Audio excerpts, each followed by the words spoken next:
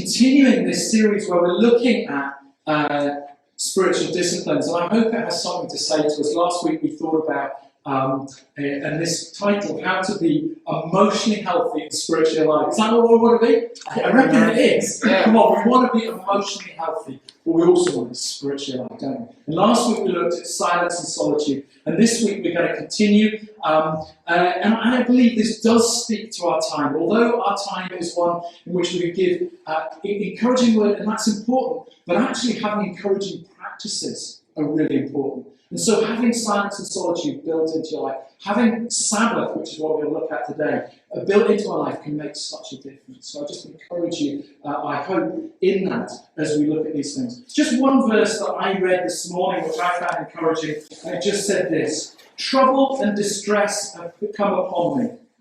I reckon we probably go, amen, that's how it is. But what's the second part? But your commands give me delight. But your commands give me delight. So at this time, if you feel there is trouble and distress that's come upon you, then look at God's commands. They will give you delight. Dig into them. Live on them.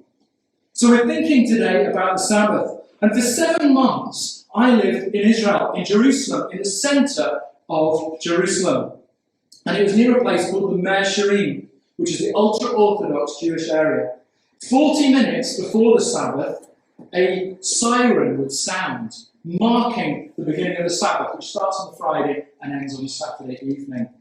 The roads began to clear. People began to return to their houses. The sounds of eating and drinking, laughter and celebrating together. The special meal that people took together. And then you saw families out walking on the Saturday. It was an important and special time. And it was interesting seeing that built in to the rhythm of people's lives. I believe that the Sabbath, this day of rest, giving rest, speaks into a life of desires. We have desires, don't we? Human life is often about desires and having those fulfilled. And actually, they're almost infinite, our desires. And we could end up chasing after these desires. Dallas Willard says this: desire is infinite, partly because we were made by God, made for God, made to need God, made to run on God. We can be satisfied only by the one who is infinite, eternal, able to supply all our needs. We are only at home in God when we fall away from God. The desire for the infinite remains, but is displaced upon things that will certainly lead to destruction. So there is this restlessness within us all, and perhaps you can identify that. Our desire for things, desire for things that will satisfy. And yet, what does the Sabbath say? The Sabbath literally means stop. Stop. It's like a big full stop. Stop.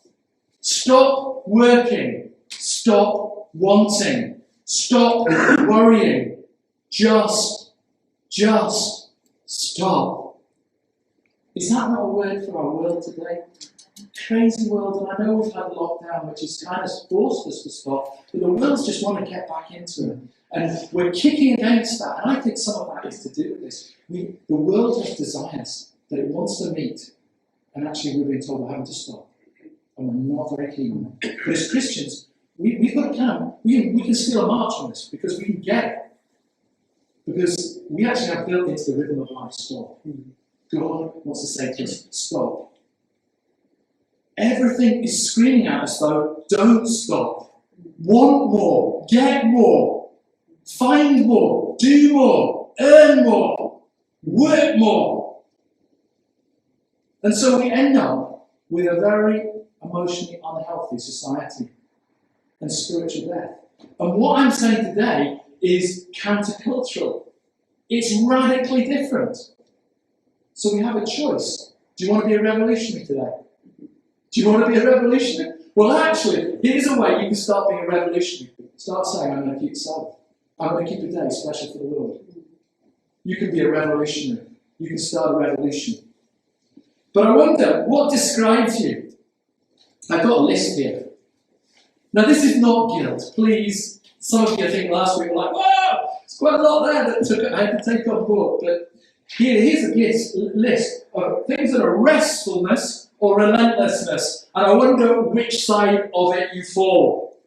So restfulness, margin; relentlessness, busyness; restfulness, slowness; relentlessness, hurry; restfulness, quiet; relentlessness, noise; deep relationships or isolation; time alone, crowds; delight or distraction; enjoyment, envy; clarity, confusion; gratitude, greed; contentment, discontentment; trust or worry; love, anger; joy, melancholy, sadness; peace, anxiety; working from love, working for love; work as contribution, work as accumulation. Now, I don't know how, again, last week we did a bit of scoring about how we are with hurry sickness. I don't know where you find yourself on that. I think it's for all of us a battle. And don't get me wrong, sometimes it's good to be tenacious and relentless. I'm not saying it is always a bad thing. But if we look at that list, the things on the right, yes, the right, are perhaps things that we don't want to do, are they? The things that we notice, though, the world around us, and we get sucked and drawn into it. So what about this? Stopping. Giving a Sabbath, a stop, a full stop in our lives. Well, we have to be intentional about it, don't we? It's not going to happen by accident. Because actually everything else is saying, no, this is the way. Keep going. 7 days. Do everything. 7 days. Boom, boom, boom. And you might be wondering, is this relevant today, given that we're in the 21st century, life has become 24/7, 365, and even my local supermarket opens on Christmas Day? Really? Really? But that's the world that we've got into. It's working all the time. But is this relevant? Are we not free of this? I mean, did Jesus not come to set us free of these things? But when we look at Jesus, the Sabbath, that rhythm was built into his life. It was woven into the way in which he was. Into his whole of his life. This rhythm of grace. It wasn't that Jesus was legalistic about it. In fact, quite the reverse. He and his disciples were out, and one day they needed some food, so they picked the heads of grain. And people criticised them for it because they'd become very religious and very strict about how you get the Sabbath. And what did Jesus actually say to them? Well, the next verse will come up. It says this. Then he said to them, the Sabbath was made for man, not man for the Sabbath. We've tended to focus on the freedom, haven't we? We've tended to thought, yeah, but they were so religious those days. We're free. We're all free. We're the people that should be free. So it's okay. They were into counting how far you could travel and working out ways to get around it. And still do actually work out ways in which getting around some of these laws. But actually, the first part is very relevant to us today. The Sabbath was made for man. God made the Sabbath for us. It was a gift. He said, this is a gift for you. The second part was, don't make it into this religious rules thing, but actually, I'm giving you a gift. But our 21st century, it looks like any other day, doesn't it? That the Sabbath, the Sunday, has become like any other day. Maybe we make it to worship, maybe we don't. And we're not even quite sure what it might mean. One guy wrote this about the Sabbath. The Sabbath has largely been forgotten by the church, which has uncritically mimicked the rhythms of the industrial and success-obsessed West. The result, our road-weary, exhausted churches have largely failed to integrate Sabbath into their lives as vital elements of Christian discipleship. It's not as though we do not love God. We love God deeply. We just do not know how to sit with God anymore. We have become perhaps the most emotionally exhausted, psychologically overworked, spiritually malnourished people in history. Wow, that's an indictment on us, isn't it? And yet this is a gift from God. God, the Sabbath was made for man. God made it for us. He wanted to give it to us. And let's look on further. What happens in Genesis? What does God say in Genesis? He's created the whole world. He's thrown stars into space. He's created the sun, the moon, and everything, and animals, and then people. And then what has happened? By the seventh day, God had finished the work he'd been doing. So on the seventh day, he rested from all his work. Then God blessed the seventh day and made it holy. Because on it, he rested from all the work of creating he'd done. Who's resting here? God is resting. Get that? God rested. God rested. Yeah, but I'm not really into the Sabbath. I'm an extrovert. I'm someone who wants to get out there. God rested. Yeah, I got this Sabbath thing, but I have a demanding job, and time is really, really of an essence. God rested. Yeah, but I have 2 kids at home, and life is busy, and I need to get out there and do stuff. Maybe later. God rested. God rested. 6 days he worked. The seventh day he rested. God rested. Now some of you might say, yeah, I know, but the devil doesn't take a day off. Yeah, well, when I last looked, who won? The devil loses. Yeah, the devil loses. God rests. Mm-hmm. We need to stop. The Sabbath is stopping. But here's another thing. What else does the Sabbath mean? It doesn't just mean stop, because that would be kind of like, just got to stop. It is translated as delight. The Sabbath is delight. So not only has God given us this day to stop, but he's also given us a day to delight in. Mm-hmm. It's a day of delight. To delight in the world. To delight in our lives in it. And to delight in God himself. This is the best day. This is the special day. This is the fantastic day that God's given us.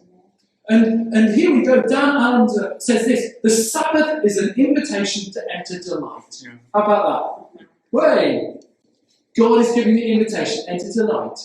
The Sabbath, when experienced as God intended, is the best day of our lives. Without question or thought, it's the best day of the week. It's the day we anticipate on Wednesday, Thursday, and Friday. The day we remember on Sunday, Monday, and Tuesday. Sabbath is the holy time where we feast, play, dance, have sex, sing, pray, laugh, tell stories, read, paint, walk, watch creation in all its fullness. Few people are willing to enter the Sabbath and sanctify it, to make it holy, because it's a day, because a full day of delight and joy is more than most people can bear in a lifetime, let alone in a week. It's a day to delight in, a holy day. When we ignore this, then we're going to get it. Because the discipline or the delight is going to come for you. I notice when I ignore Sabbath in my own life, what happens to me? I become crotchety. I start to feel unwound. I feel that I'm less able to cope with things. I notice that in the hospital, and I'm really sorry that this is the way it works, but for many people who do 8 days on the trot, 8 days, that's just not good. It's not a rhythm of life. It's not God's rhythm. People become worn out. We need a Sabbath. We need a rhythm of life. And do you know what? Not only, you might be thinking, right, okay, this just all sounds a bit like, hard work, and give me this, and say stay of delight, but to stop, what I'm going to do, it's worth doing. It's worth doing. Recently, a survey was done by a doctor who cited the happiest people on earth.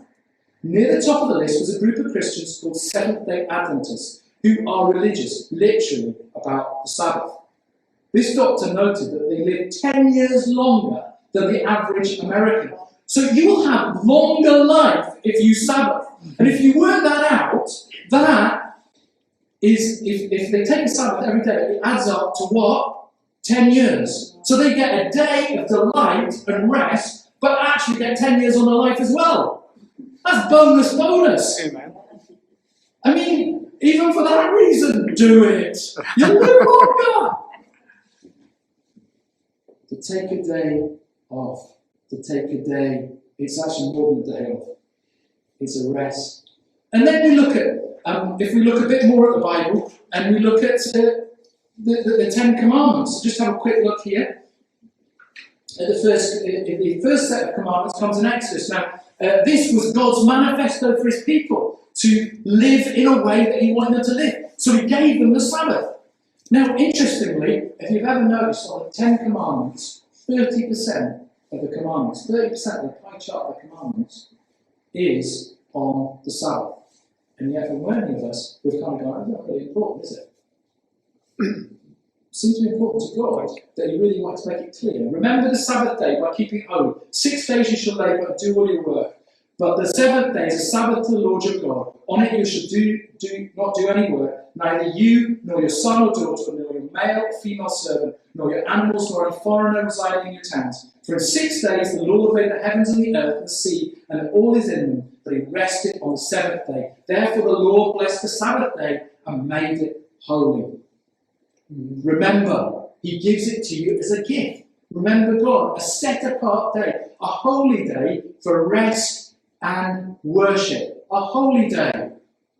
And that broad definition, you can run your activities through it. What am I suggesting here? I'm suggesting a day, probably for most of us, a Sunday, although that may not always work with your schedule, depending when you have to work. And run your things through. Is it rest and is it worship? And if it isn't, don't do it on that day. Is it rest? Is it worship? So it could be celebrating. It could be having good food. It could be having time with friends, although social distance and not in each other's houses at the moment. It could be time doing stuff that gives you life. That's a broad definition of that rest and worship. It doesn't have to just be singing Bethel songs. Okay? It can be wider than that. But it would include worship as well together with God's people. But Deuteronomy takes it a little bit further. Here you go. We're nearly there, guys. Observe the Sabbath day by keeping it holy, as the Lord your God has commanded you. 6 days you shall labour and do all your work, but the 7th day is a Sabbath to the Lord your God. On it you shall do no work, neither you nor your son or daughter, nor your male or female servant, nor your ox, your donkey, or any of your animals, nor any of the foreigners residing in your towns, so that your male or female servants may rest as you do.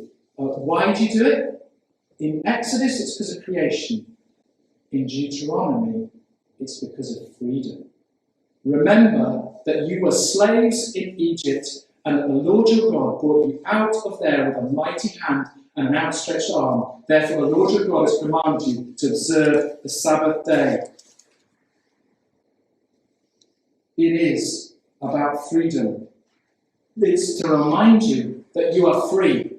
They were slaves in Egypt, and they were set free, and so they keep a Sabbath day to say we are a free people. And that's what we heard earlier, and that's why we celebrated communion, because we say that we are free people. And so the Sabbath says this is about freedom, and that Christ has set us free.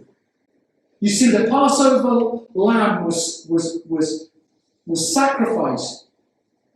The blood was put down the lintel of the doors, and the angel of death passed over, and the people were set free. We are set free by the blood of Jesus today. We are set free. The perfect Lamb has died for us, died the death that we deserve, so that our sin, shame, and guilt could be paid for. And we are set free. Sabbath proclaims we are set free. We are a free people. And if you don't know that yourself today, I want to encourage you, come and know Jesus for yourself. Yeah. Accept what he's done. He died for you. He sets you free. He loves you so much. He wants to lead your life, and he's going to lead it in the best way. And he's going to lead it in a rhythm of grace that will mean that you will be fulfilled and that you will know what it is to be spiritually alive. Amen. So we live in a culture in the 21st century that is saying, as I said at the beginning, lust for more. And what we're going to say is no, we're going to stop. We're going to remember that God created 7 days, and the 7th day he rested. But it was also an action of resistance. You are not only a revolutionary, you are taking an act of resistance to say, no, I've had enough. One day I'm going to stop and say, I am a free person.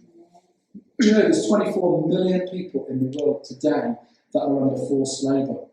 In this country, people are forced to work in ways in which they prefer not to. Why don't we stick it to the system, to the man? and say, we're a free people and we believe in other. We believe in a day where people can be free.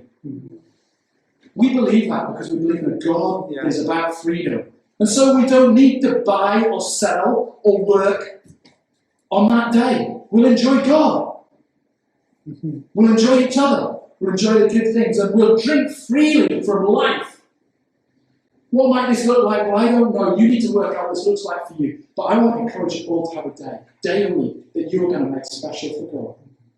And that you're going to enjoy stuff. You're going to enjoy the stuff of life. And maybe, we've got restrictions at the moment, but the world around us is still to be enjoyed. Our hobbies are still to be enjoyed. We can still get in touch with other folks. We can enjoy good things, and we can worship together, whether it be through the internet or in person. We can still do those things.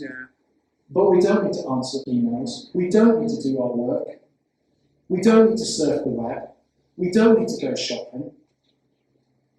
When I was at university, I decided I would do no academic work on Sunday. And I stuck with that the whole time.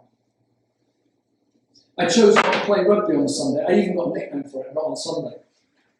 Because I would not play on Sunday. It meant that I didn't get picked for certain teams. But I believed it was the right thing to do. I'm beginning to rediscover this rhythm for my own life. I feel I've let it just drift. I'm now choosing not to do stuff on a Sunday that can be left to another day of the week. I will choose to make this day different. So I start off the day by going on a long walk with my dogs. I go for a long walk, and in that walk I slow right down. And I usually sit on a bench and I pray. And that's the beginning of my Sunday.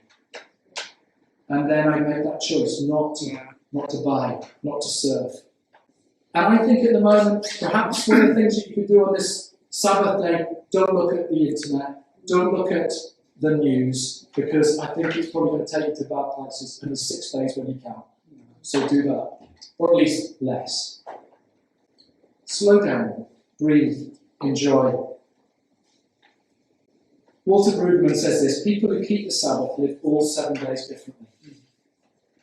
I want to invite you, like I did last week, to an adventure. Why not try having a day a week, a Sabbath, that is rest and worship, that is about freedom, which is about celebrating what God's given to you. And I believe it will affect you. It will affect your emotional health, and I believe it will affect your spiritual health. You'll be more spiritually alive. Slow down. Breathe. Hear what God is saying. Let's pray. Lord Jesus, we thank you. I thank you for each person here. I thank you, Lord God, that you want to give us good gifts. And Lord, you gave us the gift of your Son. You've given life itself. And Lord, you've given us the way to live life well. And Lord, as we see here a rhythm of grace, a rhythm of life, Lord, help us to step into it and live by it, Lord. We pray this in your name. Amen.